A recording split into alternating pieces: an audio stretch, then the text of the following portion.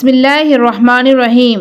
حقوق حرمت والدین۔ کرامت بشریہ کی محافظہ نے اپنے اس جملے میں بشر کے حقوق و کرامت کے سمندر کو کوزے میں بند کر کے فرمایا وَبِرُّ الْوَالِدَيْنِ وَقَايَةٌ مِنَ السَّخَطِ، والدین سے حسن سلوک عذاب سے تحفظ کی ضمانت ہے۔ ایک دوسرے نسخے میں یہ الفاظ ہیں والدین سے حسن سلوک اولاد کو اللہ کے غضب سے محفوظ رکھتا ہے۔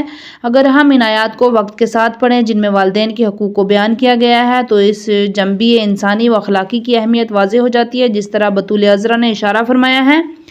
اللہ تعالیٰ کی کتاب میں آیا ہے وَوَصَّيْنَا الْإِنسَانَ بِالْوَالِدَيْهِ حُسْنًا، سورہ عنکبوت آیت نمبر 8 میں کہ ہم نے انسان کو وصیت کی کہ وہ اپنے والدین سے نیکی کرے۔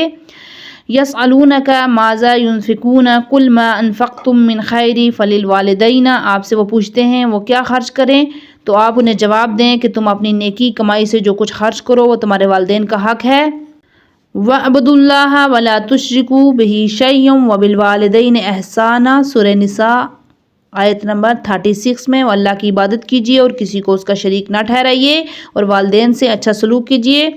قُلْ تَعَالَوْا أَتْلُوا مَا حَرَّمَ رَبُّكُمْ عَلَيْكُمْ أَلَّا تُشْرِكُوا بِهِ شَيْئًا وَبِالْوَالِدَيْنِ إِحْسَانًا، اے رسول آپ ان سے کہیں بس آئیے جو چیزیں خدا نے آپ پر حرام کی ہیں وہ میں آپ کو پڑھ کر سناؤں، یہ کہ کسی چیز کو خدا کا شریک نہ بنائیے اور والدین کے ساتھ نیک سلوک کیجیے۔ سورہ انعام آیت نمبر 151۔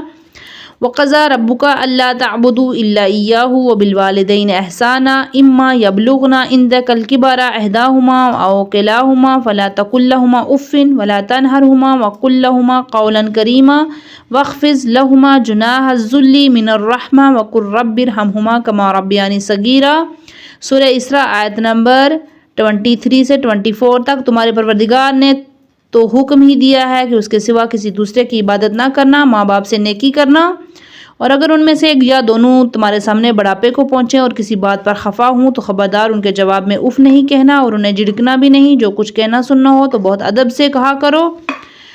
ان کے حق میں دعا کرو کہ میرے پالنے والے جس طرح ان دونوں نے میرے بچپن میں میری پرورش کی اسی طرح ان پر رحمت نازل فرما۔ اور ہم نے انسان کو جیسے اس کی ماں نے دکھ پر سکھ سہ کر پیٹ میں رکھا اس کے علاوہ وہ برس میں جا کر اس کی دودھ بڑھائی کی، اپنے اس والدین کے بارے میں تاکید کی کہ میرا بھی شکریہ ادا کرو اور اپنے والدین کا بھی، اور آخر سب کو میری طرف لوٹ کر آنا ہے۔ اگر تیرے والدین تجھے اس بات پر مجبور کریں تو میرا شریک ایسی چیز کو قرار دے جس کا تجھے علم بھی نہیں تو اس میں اس کی اطاعت نہ کرنا اور دنیاوی کاموں میں ان کا اچھی طرح سے ساتھ دے۔ سورہ احقاف آیت نمبر 15 سے 16۔ اور ہم نے انسان کو اپنے والدین کے ساتھ بھلائی کا حکم دیا کیونکہ اس کی ماں نے رانجھی کی حالت میں اسے پیٹ میں رکھا، رانجھی سے اسے جنا اور اس کا پیٹ میں رہنا اور اس کی دودھ بڑھائی 30 مہینے ہوئی، یہاں تک کہ آپ اپنی پوری جوانی کو پہنچتے اور 40 برس کے سن کو پہنچتے تو خدا عرض کرتا ہے پروردگار تو مجھے توفیق عطا فرما، تو نے جو احسانات مجھ پر اور میرے والدین پر کیے ہیں ان میں احسانوں کا شکریہ ادا کروں، اور یہ بھی توفیق دے کہ میں ایسے کام کروں جو پسند، اور یہ بھی توفیق دے کہ میں ایسے نیک کام کروں جسے تو پسند کرے، میرے لیے میری اولاد میں صلاح و تقوی پیدا فرما، میں تیری طرف رجوع کرتا ہوں، میں یقیناً فرما برداروں میں سے ہوں، یہی وہ لوگ ہیں جن کے نیک عمل ہم قبول فرمائیں گے۔ ان مذکورہ آیات کے تلاوت سے دختر پیغمبر اعظم کی گفتگو سے یہ معلوم ہوتا ہے کہ والدین سے حسن سلوک اور کائنات کے رب کے غضب و غضب سے محفوظ رہتی ہے۔ یہ بحث مزید تشریح و توضیح کے محتاج ہے لیکن ہم اسی پر اکتفا کرتے ہیں۔ صلہ رحمی کو عدد و افزائش کا وسیلہ قرار دیا۔ ایک نسخے کے الفاظ یہ ہیں، صلہ رحمی کو عدد و افزائش کا وسیلہ قرار دیا۔ ایک اور نسخے کے الفاظ یہ ہیں، یہ حقیقت اور عافیت کے اعمال انسانی فطری و طبی اثار رکھتے ہیں۔ یہ حقیقت و واقعیت ہے کہ اعمال انسانی فطری اور طبی اثار رکھتے ہیں، انسان جیسا عمل کرتا ہے ویسے ہی جزا پاتا ہے۔ ایسا شخص جو صلہ رحمی کرتا ہے یعنی اپنے رشتہ داروں اور قریبوں سے اچھا سلوک کرتا ہے، ان سے پیار و محبت کرتا ہے، جان و مال سے ان کی نصرت و معاونت کرتا ہے تو اس کے اس عمل سے اس کی عمر طولانی ہو جاتی ہے، اس کی نسل کو دوام مل جاتا ہے، اس کا خاندان پھلتا پھولتا ہے، اس کی ثروت و دولت میں برکت پیدا ہوتی ہے۔ ایسے انسان کی زندگی اس کے مال و متاع پر سحاب رحمت ہمیشہ برستا رہتا ہے۔ صلہ رحمی کے بارے میں کثرت کے ساتھ احادیث موجود ہیں۔ صلہ رحمی کی برکت سے فقر و افلاس کا خاتمہ ہوتا ہے، مال و متاع میں خیر و کثیر پیدا ہوتی ہے، زندگی میں اضافہ ہوتا ہے بلکہ آئی ہوئی موت مؤخر ہو جاتی ہے۔ اس طرح قطع رحمی سے عمر میں کمی پیدا ہوتی ہے تو آنگری فقر و افلاس کے ہاتھوں نابود ہو جاتی ہے۔ یہ ہمارے تجربات اور مشاہدات ہیں۔ جن لوگوں نے صلہ رحمی کی اس عمل کی برکت سے ان پر خیر و برکات کے دروازے کھول دیے گئے، ان کی اولاد کو بھی زمانے میں ایک مقام ملا اور ہمیشہ امراض و افلاس سے بچے رہے، اور جن لوگوں نے بخل سے کام لیا، اپنے رشتہ داروں کا خیال نہیں کیا، ان سے دور رہے اور کبھی ان کے کام نہ آئے تو بہت جلد فقر و افلاس کا شکار ہوئے، بے وقت موت نے انہیں مرگٹ میں ڈال دیا، ان کی نسلیں و خاندان ٹوٹ پھوٹ کر کا شکار ہو کر مٹ کر رہ گئے، ان کا نام لینے والا کوئی باقی نہیں رہا۔ صلہ رحمی میں جان و مال اولاد کی بقا کی ضمانت ہے۔ قطع رحمی فنا کے ہاتھوں جلد نابودیت کے سمندر میں ڈوب جانے کا پروگرام ہے۔ قصاص کو خون کی حفاظت کا ذریعہ قرار دیا۔ دنیا کے قوانین میں انسانی جان کی حفاظت کی امانت دینے والا ایسا قانون نہیں ہے جس طرح قانون قصاص ہے، اس لیے اللہ تعالیٰ نے اپنی لا ریب کتاب میں فرمایا وَلَكُمْ فِي الْقِصَاصِ حَيَاةٌ يَا أُولِي الْأَلْبَابِ لَعَلَّكُمْ تَتَّقُونَ سورہ بقرہ آیت نمبر 179 میں، اے صاحبان عقل و ہاتھ، قصاص میں زندگی ہے شاید کہ تم متقی بن جاؤ۔ یہ نہایت ہی تعجب انگیز بات ہے کہ ایک قاتل کی زندگی کا خاتمہ دوسرے لوگوں کی زندگی کی حفاظت کی ضمانت بن جاتا ہے۔ جب ایک آدمی عذرائے ظلم و ستم کسی آدمی کے قتل کا عزم کرتا ہے، جب اسے معلوم ہوتا ہے کہ اگر اس نے قتل کر دیا تو وہ بھی ملکی قانون کے تحت قتل کر دیا جائے گا اور وہ اقدام قتل سے رک جاتا ہے، لیکن ایسے آدمی کو اگر معلوم ہو جائے کہ قتل کرنے کے بعد وہ جیل چلا جائے گا، اسے جیل میں عقل و شرب اور راحت و چین کے تمام سامان میسر ہوں گے، اسے معافی اور رفو کی اور تخفیف قید کی بھی امید ہو، اس کے ذہن میں یہ بھی ہو کہ وہ رشوت اور سفارش سے ایک دن زندان سے باہر آ جائے گا۔ ایسا شخص ایک بے گناہ کی جان لے لیتا ہے اور اس کا خون گرا دیتا ہے۔ اس وقت عالم انسان میں کفار کے وضع و کردہ آئین نافذ ہیں جو مجرم کی پشت پناہی کرتے ہیں، مجرم اور قاتل کو تحفظ فراہم کرتے ہیں۔ وہ قصاص کی نفی کرتے ہوئے کہتے ہیں قصاص سے مقتول اور زندہ نہیں ہو سکتا، اس تکرار قتل کا کوئی فائدہ نہیں۔ انہوں نے ایسے زندان بنا رکھے ہیں جس میں قاتل کو مشقت میں ڈالا جاتا ہے، اسی مشقت کو اس کی سزا سمجھا جاتا ہے۔ آپ بخوبی جانتے ہیں کہ دنیا بھر کی جیلوں میں ہزاروں کی تعداد میں قاتل پڑے ہوئے ہیں، ادھر آئے ہر دن ہزاروں قتل ہو رہے ہیں۔ یہی وجہ ہے خالق انسان نے جو قانون دیا اس پر عمل نہیں ہو رہا۔ کتنے تعجب کی بات ہے، اللہ تعالیٰ نے صاحبان دانش و بینش سے ان الفاظ میں خطاب فرمایا یا اولی الالباب، اس کے بعد کا جملہ ہے لعلکم تتقون، خالق ارض و سما کا صاحبان عقل سے خطاب ہے، کیونکہ وہ عقل کی قوت سے، فکر و فہم کی دولت سے آراستہ پراستہ ہوتے ہیں۔ جب وہ قانون قصاص میں غور و خوض کریں گے تو ان کی سمجھ میں آ جائے گا کہ قانون قصاص قتل کو روکنے کا احسن و اقوى ملی افضل قانون ہے۔ نہایت ہی افسوس سے کہنا پڑتا ہے کہ قانون الہی کو مہجور و مطرود کر دیا گیا ہے۔ قانون غروب و فرنگ کو قانون خداوندی پر ترجیح دے دی گئی ہے اور اسے ہی قانون پر برتری دے دی گئی ہے۔ شاید اس سے مسلمانوں کی آنکھیں ٹھنڈی ہوں۔ آج کا مسلمان کس صورت میں اپنے لیے سیادت، عزت و استقلال کی امید رکھ سکتا ہے جبکہ وہ یہود، ہنود اور نصارے ملی کی تقلید کو اپنائے ہوئے ہو؟ انہوں نے اپنے شعر و سار پر بھی غیار کے شعار کو غلبہ دے رکھا ہے۔ اسلام کی تاریخ کا تعلق تاریخ ہجرت سے ہے، مسلمانوں نے اسے نسیان کی تاریکی کے حوالے کر رکھا ہے۔ تاریخ میلاد عالم اسلام کے ہر ملک، ہر شعبے پر چھائی ہوئی ہے، اس کے بغیر گزارا ہی نہیں ہے۔ یہ موضوع ایک طولانی موضوع ہے، اس مختصر صفحات میں گنجائش نہیں ہے کہ سیر خاص بحث کی جائے۔ اس سوز و ساز کے مزید ذکر کا کوئی فائدہ نہیں ہے۔ کیا کسی دن اسلامی ممالک کے قوانین الہی قوانین کے قالب میں ڈھلیں گے؟ میرا گمان تو یہی ہے کہ بہت مشکل ہے۔ ایفائے نظر کو مغفرت کا وسیلہ بنایا۔ اس سوز و ساز کے مزید ذکر کا کوئی فائدہ ہی نہیں۔ کیا کسی دن اسلامی ممالک کے قوانین الہی کے قالب میں ڈھلیں گے؟ میرا گمان تو یہی ہے کہ یہ بہت مشکل ہے۔ ایفائے نظر کو مغفرت کا وسیلہ بنا۔ ایک اور نسخے میں بن نظر کا لفظ نقل ہے۔ نظر اللہ تعالیٰ کے ساتھ ایک معاہدہ ہے۔ ایفائے نظر ضروری اور لازمی امر ہے، اللہ تعالیٰ کا فرمان ہے۔ سورہ فتح آیت نمبر 10، اور جس نے اس بات اور جس کا اس نے خدا سے عہد کیا ہے پورا کیا تو اسے عنقریب ہی اجر عظیم دیا جائے گا۔ جب انسان اللہ تعالیٰ کے ساتھ اپنے کیے ہوئے عہد و پیمان کو پورا کرتا ہے تو اپنے لیے مغفرت کا سامان مہیا کرتا ہے۔ ناپ تول کر فریب دہی کا توڑ بنا دیا، ملکوتی خود بنے۔ اپنے اس جملے میں عالم انسانیت کے اقتصادی اور اجتماعی اور سیاسی حقوق بیان فرمائے۔ اللہ تعالیٰ نے اسلامی اقتصادی نظام میں بائع مشتری دونوں پر واجب قرار دیا اور ناپ تول اور خرید و فروخت میں ایک دوسرے کے حقوق کا خیال رکھیں۔ ناپ تول میں کسی کا حق پامال نہ ہو، لوگوں کے ساتھ عداوت اور امنیت کی اساس پر کریں، ظلم و ستم اور خیانت سے بچیں، ناپ تول کے پیمانوں کو صحیح رکھیں، ہر قسم کی ہیرا پھیری اور دھوکہ دہی سے بچیں۔ ناپ تول میں کمی سراسر دھوکہ ہے اور فریب ہے۔ شراب خوری کی حرمت کو رجس سے پاکیزگی قرار دیا۔ ایک دوسرے نسخے کے الفاظ یہ ہیں۔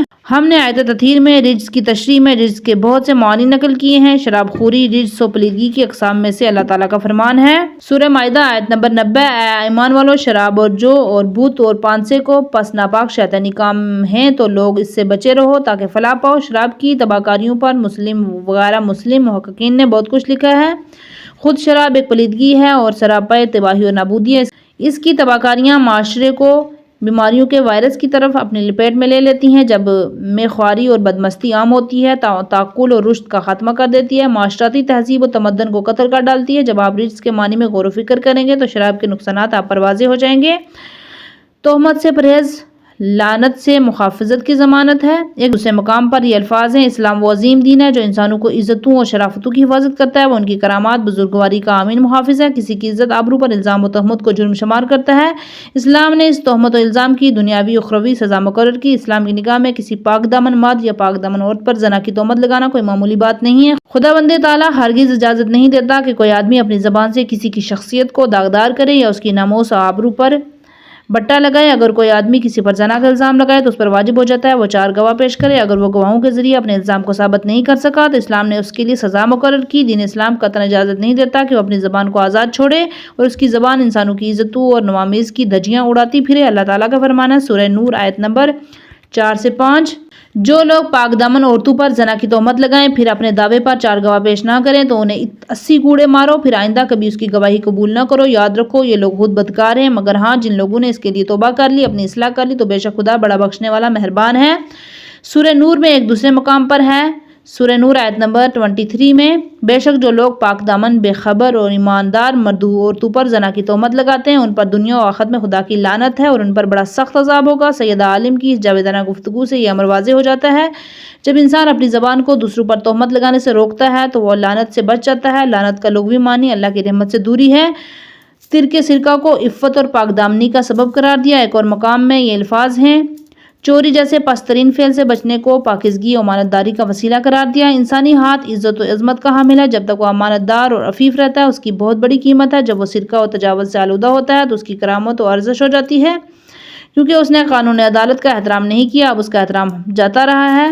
ابو العلا العمری نے شعر کی زبان میں سید السادات سید مرتضیٰ علم الہدیٰ رضوان اللہ علیہ سے پوچھا: جس ہاتھ کی دیت 500 سونے کے دینار ہیں، اگر وہ 1/4 دینار چوری کرے تو معمولی چوری کے عوض کیوں کاٹا جاتا ہے؟ آپ نے جواب میں فرمایا: اللہ تعالیٰ نے امانت اور امانت داری کو بے پناہ عزت و عظمت عطا کی ہے۔ امانت میں خیانت اور ذلت و رسوائی ہے۔ عقلمند افریدگار کی حکمت و دانش میں غور و فکر کر اس بیان سے واضح اور آشکار ہو جاتا ہے کہ خیانت اور چوری سے ہاتھ کی امانت و پاکیزگی ذلت و رسوائی میں بدل جاتی ہے۔ جب انسان چوری اور سرقے کو ترک کرتا ہے، اس گناہ اور جرم سے اپنے آپ کو دور رکھتا ہے تو اس کی عفت و امانت زندہ اور تابندہ رہتی ہے۔ کشف الغمہ میں جملے موجود ہیں: اللہ تعالیٰ نے حکمرانوں پر لازم کیا کہ تباہی کے اموال کو خرد و برد کرنے سے بچائیں، ان کے اموال کی حفاظت کریں، رعایا کے حقوق میں عدل کو لازم رکھیں۔ عربی زبان میں یتیم اسے کہا جاتا ہے جس کا والد یا والدہ موجود نہ ہوں یا دونوں اس جہاں سے رخصت ہو گئے ہوں۔ ان یتامہ کی اپنے والدین سے میراث ہو اور یتامہ اپنی سفر سنی کی وجہ سے اپنے مال کی حفاظت نہ کر سکے ہوں۔ یتامہ کے قرب جوار میں کچھ ایسے لوگ ہوتے ہیں جو بچوں کی خود سالی سے فائدہ اٹھاتے ہیں اور ان کا مال غصب کر لیتے ہیں، کیونکہ انہیں معلوم ہوتا ہے کہ یتامہ اپنی کمزوری کی وجہ سے ان کا مقابلہ نہیں کر سکتے۔ اسی لیے اللہ تعالیٰ نے ایسے لوگوں کے لیے اپنی کتاب میں فرمایا: جو لوگ یتیموں کے مال ناحق چڑھ جایا کرتے ہیں وہ اپنے پیٹ میں بس انگارے بھرتے ہیں اور عنقریب واصل جہنم ہوں گے۔ سورہ نساء آیت نمبر 10: خدا تعالیٰ نے اموال یتامہ کھانے سے سختی کے ساتھ منع کیا ہے تاکہ تم لوگ اس کے ظلم کے ارتکاب میں جہنم کے مستحق بن جاؤ۔ دوسرا جملہ والاسطیٰ بفعیہم، اور ان میں الفی سے مراد مال غنیمت ہے، یعنی غمائم کا 5واں حصہ یا وہ مال جو اللہ نے اپنے رسول کی طرف پلٹا دیا۔ مال نے فدق کی بحث میں تشریح گزشتہ صفحات میں موجود ہے۔